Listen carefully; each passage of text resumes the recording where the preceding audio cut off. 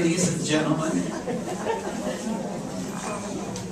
would you please be seated so we might begin our panel discussion? We're really honored to have the three eminent people on our dais right now.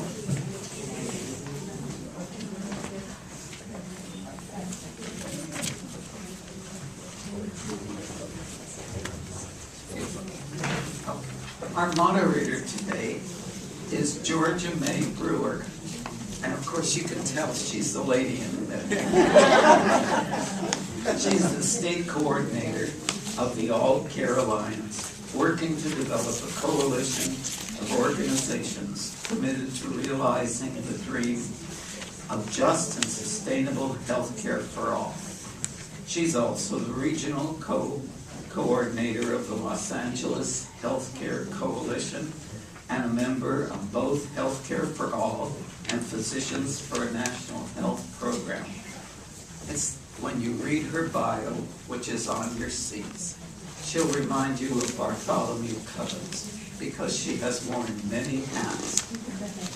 After graduating summa cum laude from UCLA in anthropology, she pursued her postgraduate training at La Universidad Iberoamericana in Mexico City.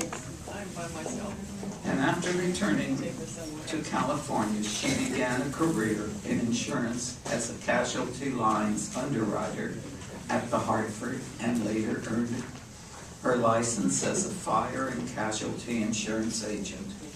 After many years of hard work, she was appointed Vice President of Commercial Lines at Wells Fargo Insurance in Sherman Oaks. When Georgia took time off to care for aging relatives, she came to understand firsthand the often tragic realities of the U.S. healthcare system. Curious to learn more about this complex system and how it could be improved, she walked into a local chapter meeting of Healthcare for All. Since then, her life has never been the same. Convinced now's the time to win universal health care in California and the United States, she serves as a full-time volunteer, working to make it a reality. And I urge you once again, when you get home, read the papers that were included in your packet so that you too will understand covered California.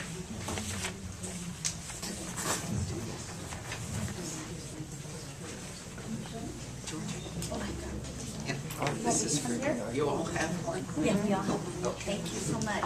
You're welcome. Thank you.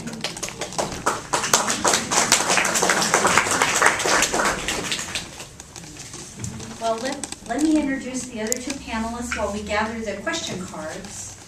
On my left, your right, is Dr. Bill Honigman, and he is a ER physician in Orange County. And I'm kind of embarrassed that you read that whole thing about me, but what I'd like to do is just kind of let you know who we are and let you have the time to read these descriptions of these two doctors who are just so phenomenal that I'm very honored to be on the stage with them. So let me let you read that on your own, and let me just briefly introduce them, and then we'd like to learn a little bit about you, if that's all right. To my right, or your left, is Dr. Bob Vanetz, or Dr. B, and he is a pediatrician here in Los Angeles, and I'm a member of PNHP. Dr. Bill is a member of Progressive Democrats, and he heads up the healthcare issue group in California for the Progressive Democrats. So we are very honored to be here, and I'd like to extend our gratitude to the two Ruths and to the National Council of Jewish Women for hosting us today. And I would like to especially thank all of you for coming out today to learn about this issue that is so important for our nation. So before we get to the first question, let me ask you a couple questions so we can get to know you. How many of you are already on Medicare? Wow. Well, congratulations, because you are on a single-payer system. The younger ones of us can hardly wait to get there. How many of you have family members who have experienced a problem affording their health care? Most people. It's really tragic, isn't it? Most people have. And how many of you have ever gone a period of time in your own life when you did not have health insurance? Me too. So I completely understand. I got it now. Yes, that's great. Well, I'm going to go ahead and start with the very first question. And I'm just going to start alphabetically. Our doctors will take turns answering these questions. But if one of the doctors thinks of something to add, then they'll go ahead. So the first question, and this is a great question, I'm going to pose it to Dr. Bill. What is the main opposition to universal health care of U.S. physicians today when Canadian doctors do very well financially? Perfect setup. Dr. Bob, I hope I'm not stepping on your toes to answer that question. I don't have any objections. You don't have any toes left.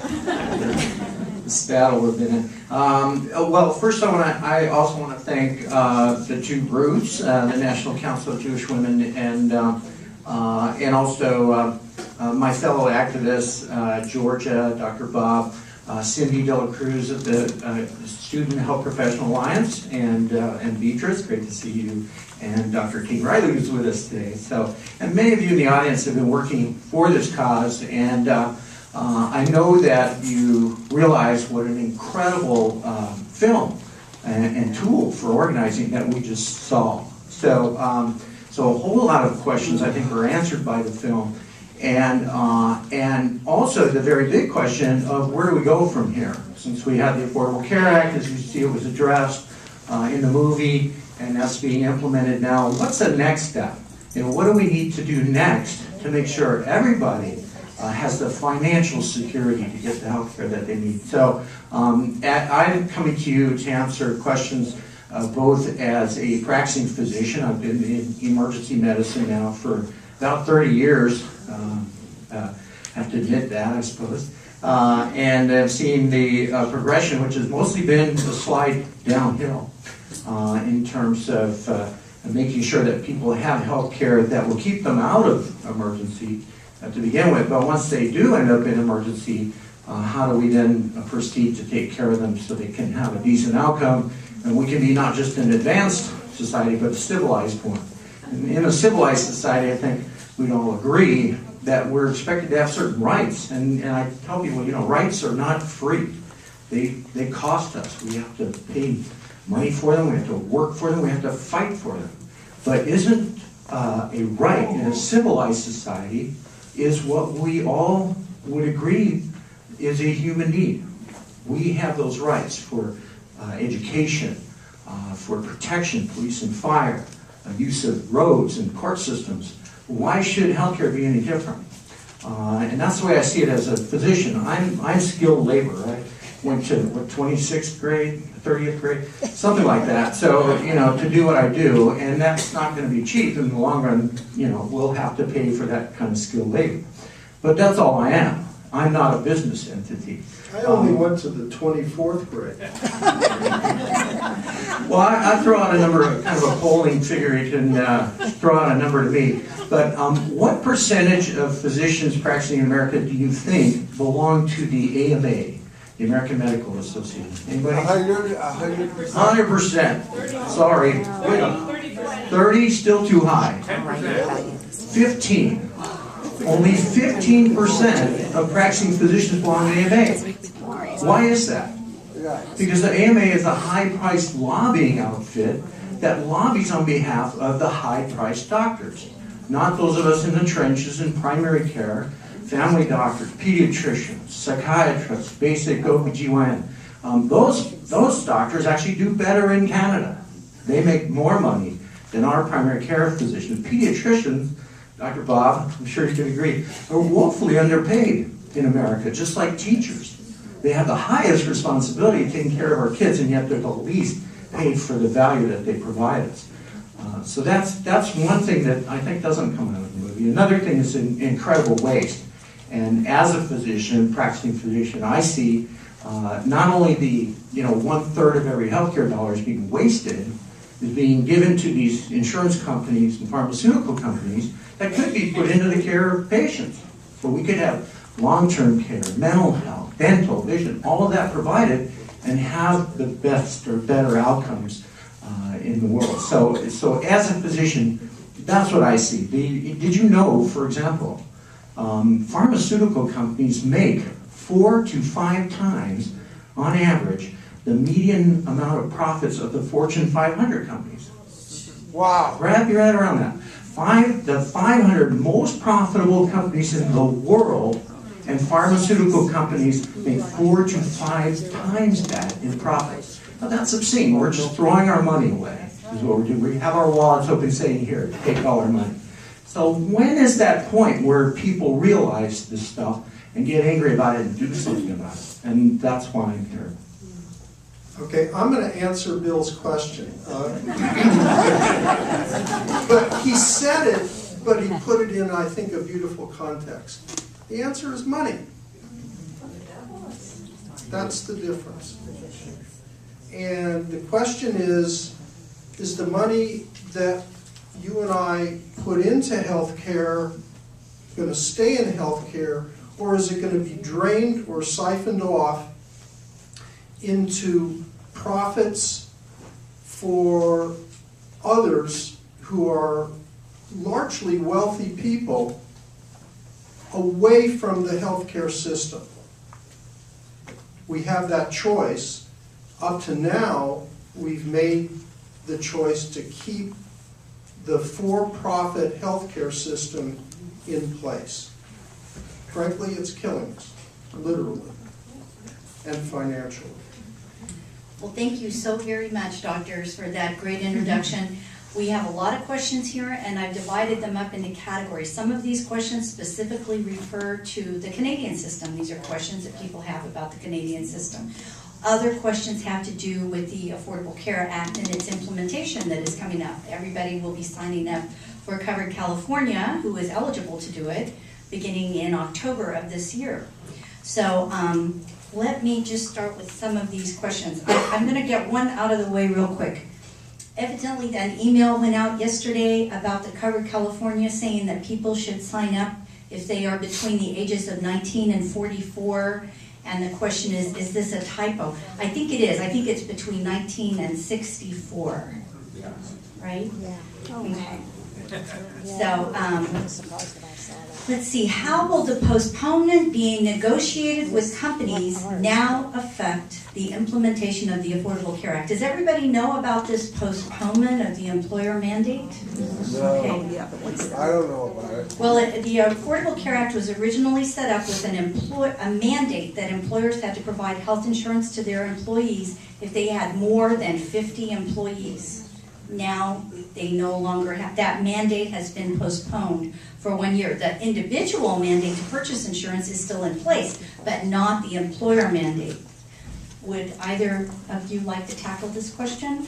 How do you think that this is going to affect the implementation of the ACA, Dr. Bill? I'll answer it. Okay. It'll delay things a little bit for a relatively small minority of people. It's not going to affect the vast majority of people. I think it's arguably one of the moves that large corporations who are not currently offering health care to their employees have pushed, and the government, maybe for good or bad reasons, has caved into it. Okay, here's question number 2 for Dr. Bill. How close is Obamacare and single payer? Good one. Good one. By the way, I'm not ashamed that I'm a political junkie. I'm an activist and have been so. I think my earliest recollection was in the third grade. My mother pushed me out the door and said, "You will go get signatures for the school bond measure that your teacher, your third grade teacher, told you to get out there and get, walk your precinct." So I did that, third grade, and I've been doing a lot of things like that ever since. I think, you know, and there's a spectrum of opinions always in politics, which is what makes it fun, is that Obamacare, the Affordable Care Act, was incremental progress. That it is a little bit what I call the social justice part of it, and very little bit of the economic justice part of it. So the social justice side is kids could stay on their family plan until they're 26. You would not get thrown off your plan because you came down with an illness, no exclusions based on pre-existing conditions, and that kind of thing. And now, as we're seeing it implemented, those were the first phases, now more people will have coverage of some kind. But as you can see from the film, it really demonstrates well, coverage is not care. In other words, so you may have some coverage that you never had before, but will you get the care that you need? No, the answer is, unfortunately, no. In fact, we have models for that already, that whole mandate model. Anyone know where in the country we have the mandate model already? Massachusetts. The Obama-Romney care, right? So it's still, it's estimated about 15% of folks in Massachusetts do not get the care they need, even though, you know, supposedly the whole state is covered with their mandate model. Not only that, how do you get them to pay the fine? If they have a fine, you know, you're going to throw them all in jail? I don't think so. So, you know, so now it goes from 30% with no coverage in the United States down to 15%. And when you look at that, the number of people who die, as you can see up there, they presented a figure of 45,000 preventable deaths in America. That was 2008, I believe. Now it's closer to 60,000 preventable deaths every year in America. That number will go down to 30,000. Now that's still a, you know, Angel Stadium full of people. And that's still 10 times more than died in all of 9/11. And all the troops that we lost in Iraq and Afghanistan in 10 years combined. It's still more than that every year in preventable deaths, because people will make the wrong decision based on personal finances. And they won't get that CAT scan they need, or that ultrasound they need to prevent the blood clot that will then kill them. And we all know people, and it's not even the people who have died, it's us, the survivors of those people who died, have to live with that shame. So we need to go the next step. Thank you. So, Dr. V, do you think that the Affordable Care Act will work? In other words, 10 years from now, will it be as unassailable as is Medicare? I hope not. I think it has worked already, and some parts of it will work. What has worked and what's good about it, and is making it a stepping stone to something that I see as sustainable. What has worked is we now have kids, young adults, 18 through 26, able to get insurance under their parents' plan. We have coverage for pre-existing conditions cannot be denied. We have established the principle that everyone in the United States should have health care, and I could go on and on. But that's come at a cost. We've paid for it by allowing the system that finances it to be controlled by the health insurance and big pharma industries. They have to make a profit. If they don't make a profit, they die. Well, somebody's got to die in that kind of a system, and I think you know what the answer to that is, or get sicker or starve. So my hope is that what the Affordable Care Act is going to be is a stepping stone to a universal, publicly financed healthcare system which does not allow drainage of those resources out of healthcare. Thank you so much. Yeah. Okay, so Dr. Bill, how will the healthcare system, and I presume you're referring to the Affordable Care Act, affect those on Medicare? Let me know if I'm incorrect about that. How will the healthcare system affect those on Medicare? Are you referring to the Affordable Care Act? Yes? Okay, that's the question. How will the Affordable Care Act affect those on Medicare? First of all, I would encourage everyone in the room, if you haven't already, go to coveredcalifornia.org. Put in Covered California in a search and read up on it and see what in California setting up these exchanges will provide for across the spectrum. But again, I mean, I would put it to you this way that again, it's incremental progress. I have a prop here to share with you. This is a copy of H.R. 676, John Conyers' bill that says, you remember the Affordable Care Act was what, 2,000 pages? And I remember debating somebody once and they showed that 2,000 pages and they said, this is your Obamacare. And I said, well, I hope you're going to recycle all that paper. This is only 26 pages and it simply says, everybody in America will have Medicare. John Conyers, Dennis Kucinich, put this forward in the last, I think, 7 or 8 Congresses.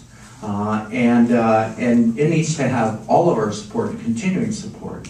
And it's the old Medicare. The new Medicare that was introduced Part A through D during the Bush years, created an 18% administrative cost, where the old Medicare operated at 2%.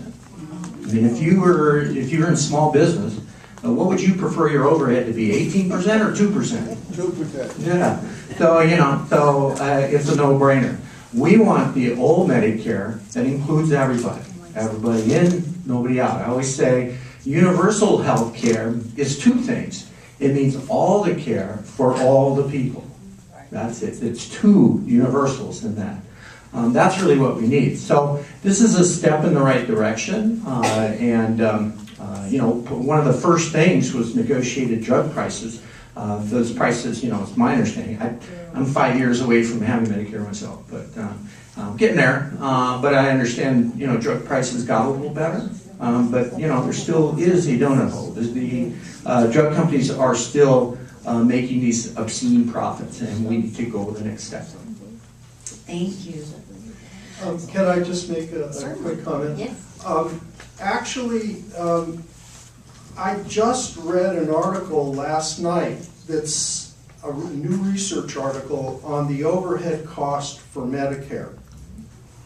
It's much lower than we thought. Mm-hmm. It's 1%. That's right. Wow. The overhead cost, I'll hold it for you while you do Oh. I know what you're going to do. not yet, but the overhead cost for Medicare Advantage is 6%. Yep. All right? Medicare Advantage is run by for-profit health insurance companies. So it's really interesting. It might average, and they now have what, 35% of all Medicare programs. They're crowding out, traditional standard Medicare. So when we hear that Medicare costs are 2 or 3%, that's actually the combination of the commercial Medicare Advantage and the so-called government-run Medicare programs. I'm going to show you something. This is a $1 bill. For every dollar that you and I, or your kids or family or anybody else, are put into medical care, this is the amount that goes for overhead costs. Half. All right? Roughly 31%. Not even half? You cut it like in half. This is maybe 2 or 3 times as much as Medicare pays in overhead. We could probably cut it 4 or 5 times and make it even thinner. That's right. That's where we're at, folks. Question? Okay, so. Oh, one other fact.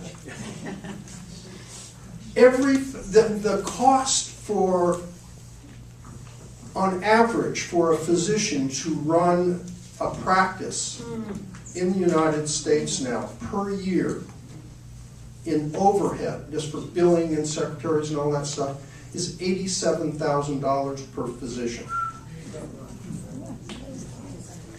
About a quarter, right, of their intake they have to spend on business. Yeah, it's maybe a quarter of a pediatrician's intake. If you're a neurosurgeon or OBGYN, it's less or more. I wasn't too good in that. Depends on the denominator. Yeah. Okay, so Dr. B, if you can answer this question. If one has a pre-existing condition or took medications prior, will the rates be higher? I think this is a question about the Affordable Care Act. Am I correct about that? Will the rates be higher under the Affordable Care Act if you have a pre-existing condition or you took medications in the past? Yeah. The answer to that is, I don't know. But I think it's going to depend upon what plan you enroll in or are already enrolled in. If anybody else has more information on that, I would welcome it. You'll get more, maybe a precise answer to that by going to Covered California or looking at whatever health plan you or those who care for you are going to enroll in, and then compare that with what you or they are already paying. And I would just add to that, those of us who've been fighting this for a long time and saw the development of the negotiation on healthcare would say that we certainly expect those premiums, the prices you will pay for your healthcare, to go up under this mandate model system, and that's because there's very, like I said, there's very little of the economic justice built into it, and one reason is there's something called a medical loss ratio. People heard of that before? That's the amount of money that insurance companies lose when they have to provide care for you. They consider it a loss to provide the care for you. And so that might be 60 or 66%, say 2/3 the money they keep in from you, and then they get to keep that other third. They call that a medical loss, and the Affordable Care Act has written into law that that number needs to go down from 30% basically to 15% by the year 2017, I believe. But what's the problem with that? I mean, it sounds great, right? They're going to negotiate down this amount of profits they can make. What's the problem with it? It's a ratio. And ratios, depend on what the charge is. So the way they increase their profit is to increase the premium. And then they're still making the net amount of profit even though they're complying with that ratio. So we need a cap, right? That's when they say you should have a cap on what they can charge. And there's good people in the state, even like Dave Jones, insurance commissioner, who are pushing for that kind of control on rates for premiums. Some of us think that, or a lot of us think that we need to get rid of premiums altogether and make the decisions for your health care based on your doctor and you, so that you can make those decisions together, and then have we the people be in charge of the money instead of we the corporation, we the boardroom. So that's what we're trying to do. I just want to add one comment to that, which is that if you are covered by an employer's plan who is on a self-insured plan or a grandfather plan, those medical loss ratios don't apply. People on those sorts of plans are not going to be getting rebates. Those plans are exempted from the provisions of the Affordable Care Act that are meant to protect consumers. Again, we see the influence of big money in these outcomes. The employer mandate is suspended for a year, but the individual mandate is not suspended for a year. What, say that again, you're saying if you have your own insurance and you're self-employed, it's not covered under it? if it's a self-insured plan, now that has to meet certain rules. Your like your own small business plan may not fall into that category. It may be a grandfathered plan though, it might have been in existence before 2010. Those plans, they can still sign new people up for them. But as far as if you have a small business plan, like through the Aetna, for example, it may not necessarily, that's not a self-insured plan. But 60% of Americans work for companies who do have self-insured employee benefit plans. So if you work for a big company, it's self-insured. It might have the insurance company's name on it, like it might say Blue Cross or it might say Aetna, but actually the employer is paying it, and all these consumer protections don't apply to those plans. You have to read the fine print. I'm an insurance agent, and I can tell you right now, you better read the fine print on all of this. I don't know about you, I can't understand my phone bill nowadays. Well, that's perfect, because that goes right into this next question. Here's a, oh, sorry. So, the question about if you have a pre-existing condition, yes, Obamacare does ensure that you have insurance, but your rates will go up because the insurance companies can do it. Now, there is a cap of about 3 times, the rate can go up to 3 times the average rate for a healthy individual. This can be substantial. The insurance companies wrote this, so that's why. Thank you, King. Okay, this is kind of a comment. I'm not sure if it's a question, so please help me out, whoever wrote it. Until I began Medicare, I had several surgeries at Cedars. Today, I cannot decipher the secret billing codes, and I'm in chronic debt due to non-covered hospital expenses, e.g. facility bills for surgeries. Thanks. That was mine. Okay, and Right. are you concerned, how will this be under the Affordable Care Act? Yes, I am, and I'm also interested if you guys can I'm a retired teacher with LA Unified. Oh. I was in the trenches for many years. I understand from an attorney that the insurance companies send their billers to school Yes. to learn how to encrypt all these expenses Yes. that I still am in debt for after Blue Cross paid my expenses and after I acted in a good faith effort to make a payment plan.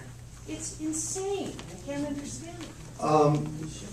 Let me take a whack at this. First of all, you're not alone. I can't understand the bills I get. Thank you. The jargon, the coding systems, and everything else that goes on with healthcare expenses is literally unintelligible, nonsensical, indecipherable, and cruel and unusual punishment. Thank you.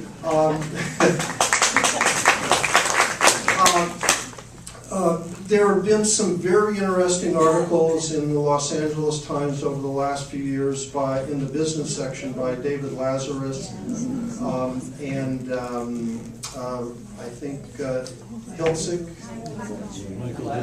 Michael Hiltzik, on exactly this topic. I'm not a lawyer. I wouldn't even begin to advise you specifically what to do, but hospitals will accept much, much less than they bill for. A few years ago, I needed MRI of my lower spine. The original cost to me at Cedars was $4,000 some, maybe $7,000, I don't remember. Anyway, I ended up getting it for $600. One does not have to accept, and the only people who really pay or think they need to pay the full price that they're charged usually are those who don't know the facts about what you can negotiate, which is virtually everything in healthcare. Thank you. Okay, so Dr. Bill, here's a question for you. Does Obamacare change the eligibility for Medi-Cal so that you don't have to run down all of your assets to qualify? My mother had to run down all of her assets, and believe you me, she was very poor. I think at the height of her game, my mama was worth maybe about $15,000, and she had to spend all of that down before she could get her nursing home care taken care of. So believe me, I relate to this question. It says here, currently you can be unemployed but not qualify for Medi-Cal because you own an IRA, a house, etc. So how does Obamacare change the eligibility for Medi-Cal? It's complicated. And I'd say on the other end too, I have two grown kids who both have just graduated from college and they're not established in their careers yet, and they're going through the same thing now. I mean, they probably make Medi-Cal incomes at this point, and would qualify, and they're going to be looking into that now. Because they're both got thrown off the family plan because they turned 26. So that's a concern at throughout the spectrum of our lives, which is why we say everyone ought to have Medicare from age 0 to age whatever, all the way through.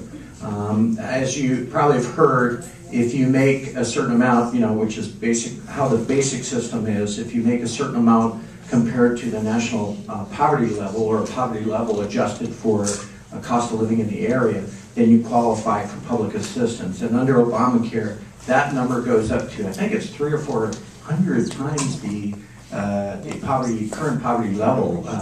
So you would qualify for some kind of public assistance. And the good news is, I've heard these plans. I don't know if it's platinum, bronze, whatever, which sounds awful to me. Like Tommy Douglas said, we don't need a 2-tiered system, let alone multiple-tiered system. But that's what we settled on in 2009, and of course the Republicans are trying to get rid of. But that provides some coverage for as low as, I think, $10 a month, which is certainly more than what it costs you to own a cell phone nowadays. So, and people seem to afford that. But how do you find that out? Do you not find out until you apply, or do you go to Covered California, and start being a student of that, and basically earn your PhD, figuring it out. It's that complicated. But people will sign up for these things, and they will get coverage of some kind, and that's an incremental progress. Yeah, I think if you go to the Covered California website, there is a very easy calculator, and I've gone in there and put in the numbers to see like our income and how many of us in our household and our ages, and it tells me how much the premium would be, and then if we qualify for any kind of a subsidy from the government to make those premium payments. But as far as the eligibility for Medi-Cal or Medicaid, I don't believe that Obamacare changes that. If you're going to need nursing home care, I haven't seen anything changing the rules that you may not have resources of more than about $2,000 and a modest car. So, yeah, go ahead, Cindy. We have only 5 minutes. We have a lot of questions here. I hope we can go on a little. We didn't even get to the Canadian questions. No? Okay. I don't have a job and I don't have any income. I am a citizen. Will I have to pay any money for the Obamacare? I heard of a penalty. No, you won't have to pay any money because people in your situation, if I understand it correctly, will get subsidies for the purchase of health care if you're under, I think, 133% of the poverty level. That's covered basically by the rest of us, just like that guy you saw in Canadian healthcare. Yes? Now, if you go to Covered California, it would say, where you put in your income is 0, it would say Medicaid, Medi-Cal, is what it would say. Yeah, you get Medi-Cal, Right. You wouldn't which have is to- a lot better insurance than I have. Okay. Other than the payee, is there any difference in services between Medicare and Medicare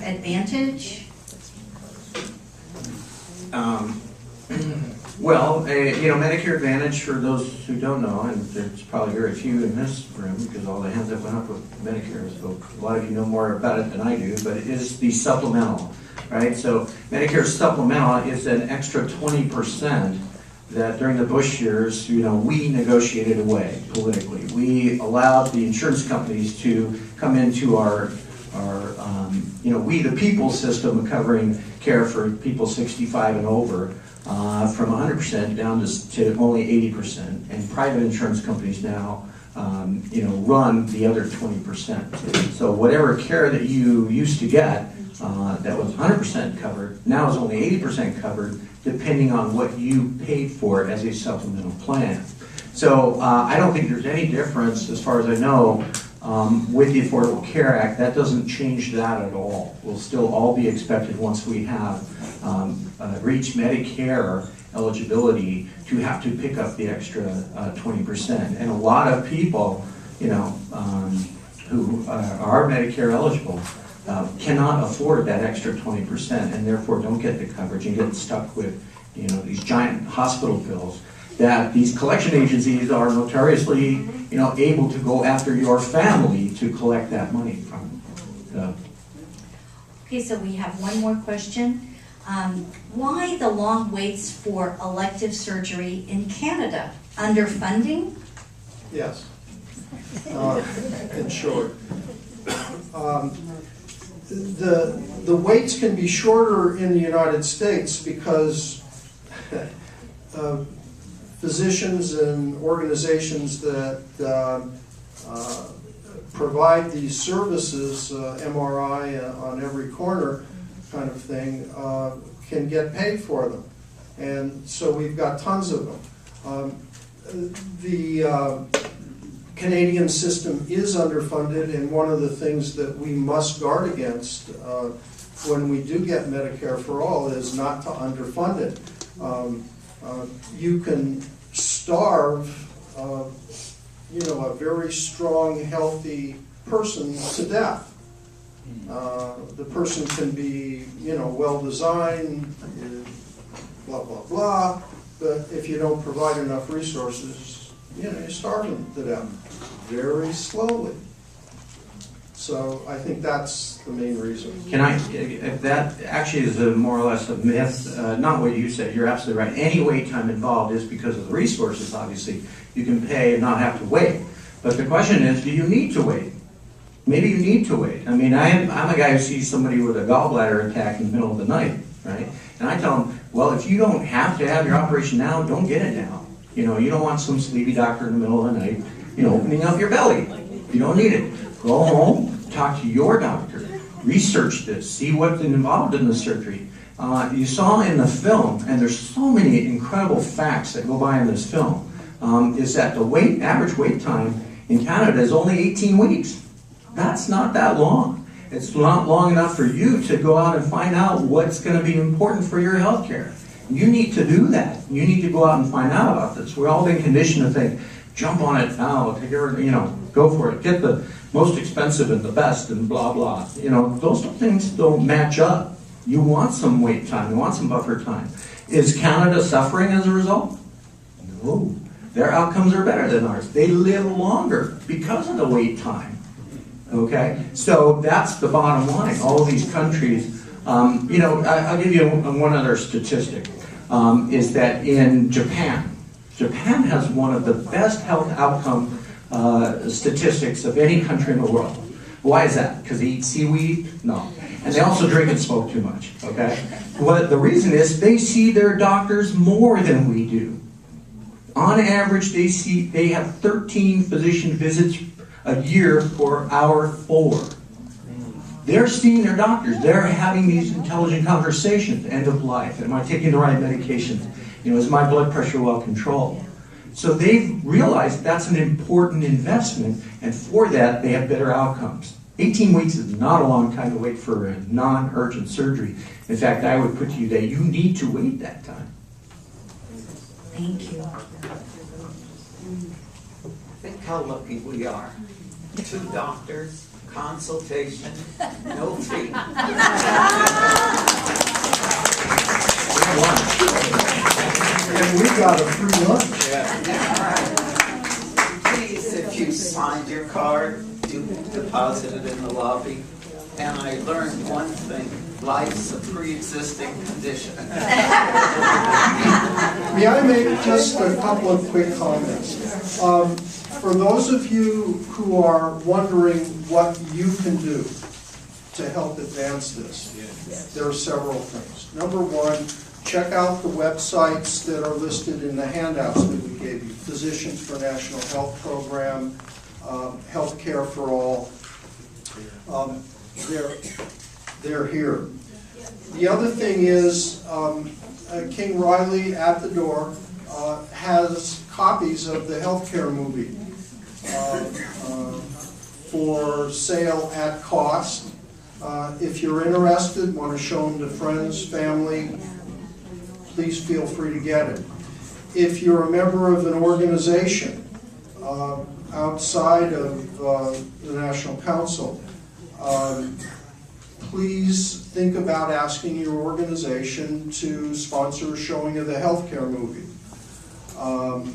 And we'll be dragged under duress. We'll come and, So long as I get a free lunch. I'll come without lunch. Fill out this form and we will contact you to schedule a free screening of the healthcare movie for your friends, families, coworkers, your club, your parent-teacher association. Yeah. Last comment is the issue of freedom. There's a book which some of you may have heard about or read many years ago called Escape from Freedom, written by a Jewish psychologist, Erich Fromm. And it was about what happened in the 30s and 40s with the Holocaust. Basically, what the people of Germany decided that they preferred was to escape from the freedom to. They wanted the freedom from the hardships that they were experiencing after World War I. There's freedom to and freedom from. The kind of freedom that a lot of people who are opposing healthcare for all is saying, we want the freedom to make all the money we can possibly make from the healthcare system. A response to that is, I want the freedom from suffering, from illness, disease, financial stress, bankruptcy, loss of my home. So there are two sides to the freedom coin. Think about that as we confront, the issues, I think, not just in healthcare, but in social justice and caring for each other that we all have to face. Thank you.